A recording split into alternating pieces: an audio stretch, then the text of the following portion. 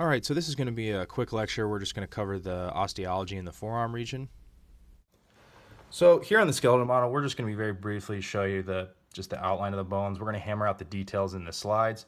But as you can see here, here's the elbow joint, here's the humerus articulating with the ulna here, then the radius here. And then the radius, the important thing is to always keep straight is that the radius in the forearm is considered the lateral side. The ulna is considered the medial bone. The radius articulates with the wrist, with the carpal bones down here to form the wrist. And both bones are long bones with nice solid shafts here.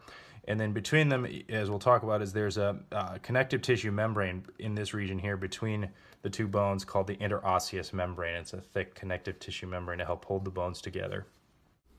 All right, so now that we've given you an overview, we're going to dive into the details of both the bones, which you can see here on these two images that are shown in your book. So the radius bone is this bone right here and here. It's a shorter and lateral bone of the forearm, and its main function is it serves as attachment point for several forearm muscles.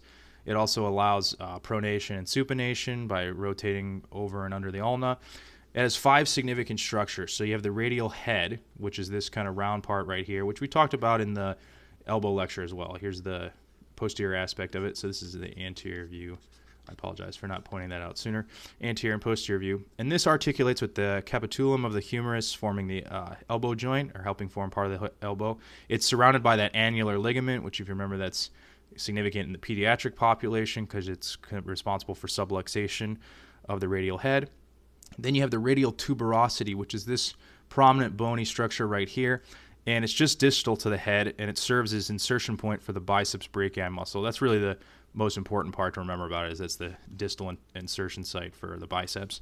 Then you have the shaft, which is shown here and here, and it's just a strong wall of compact bone enclosing a medullary cavity. So the distal end of the radius, something to be aware of is that a common injury are distal radius fractures. And it's actually very common in kids, so that's something to just be aware of. And then really, the radius, it articulates with the proximal row of carpal bones in the hand, and this actually forms the wrist joint. Another important structure is the styloid process here, so we'll label it SP.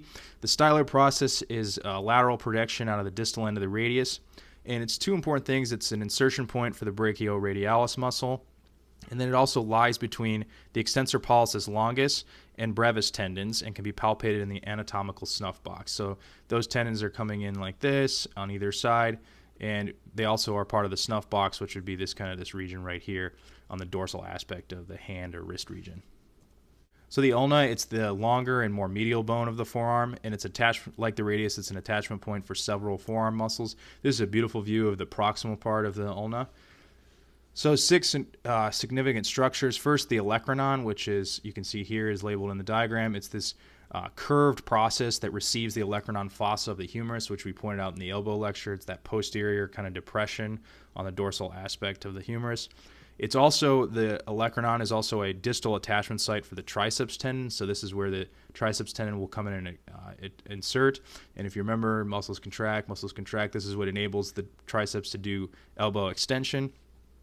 The coronoid process, which is shown right here, this is kind of a triangular eminence, as you can see here, projecting from the proximal anterior surface. So this would be your anterior surface, this would be your posterior surface, and it is located below the trochlear notch, which is this part right here. It's actually labeled semilunar notch. Again, like many things in anatomy, multiple names. The more recent or common term used is the trochlear notch, though. And so back to the coronoid process. The coronoid process is an insertion point for the brachialis muscle, which is the muscle coming in here on the anterior surface, coming in to attach, and is responsible for elbow flexion. If you remember, muscles contract and pull in like that. So that's something to be aware of.